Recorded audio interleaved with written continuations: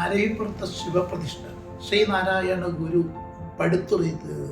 പരിവർത്തനത്തിൻ്റെ കൊടുങ്കാറ്റാണ്. നമ്മൾ ചില വീഡിയോയിലൊക്കെ പറഞ്ഞതുപോലെ വഴി നടക്കാൻ കഴിയാത്ത അവസ്ഥ,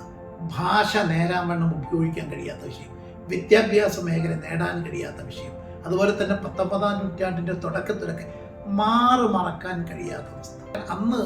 ഇതര സമുദായങ്ങൾ, മുസ്ലിങ്ങളും ക്രിസ്ത്യാനികളും ഒക്കെ ഇവിടെ നിറച്ച് അവരുടേതായ മതചിഹ്നങ്ങളിലൂടെ ജീവിക്കുമ്പോൾ ഈ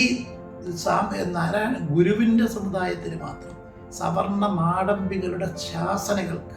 അടിമപ്പെട്ട് മറക്കാൻ കഴിയാത്ത നമ്മുടെ സഹോദരിമാരുടെ ഒരവസ്ഥ.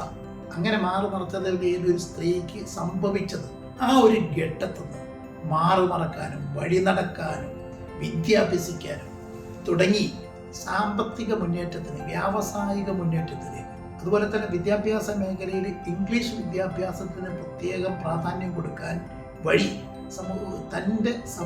സമൂഹത്തെ വിദ്യാഭ്യാസപരമായി ഉയർത്തുകയും വ്യാവസായികമായി ചിന്തിക്കാനും സാമ്പത്തിക പുരോഗതി കൈവരിക്കുന്നതിനുമൊക്കെ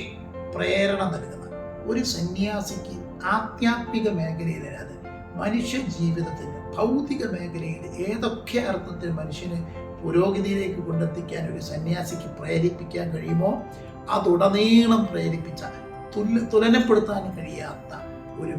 ഒരു സന്യാസത്തിൻ്റെ പേരാണ് ശ്രീനാരായണ ഗുരു. അത് കേരളത്തിലെ നവോത്ഥാന ചരിത്രത്തിൽ കൃത്യമായി അടയാളപ്പെടുത്തി ഒരു യുഗത്തിൽ തന്നെ ഒരു വലിയ സമൂഹത്തെ അക്ഷരാർത്ഥത്തിൽ മാറ്റിയെടുക്കുന്ന നവോത്ഥാന പ്രക്രിയകൾക്ക് ശ്രീ നാരായണ ഗുരുവിൻ്റെ ഗുരുചിന്തകൾ പര്യാപ്തമായിട്ടുണ്ട് എന്ന് തന്നെ ഉറപ്പിച്ചു പറയാൻ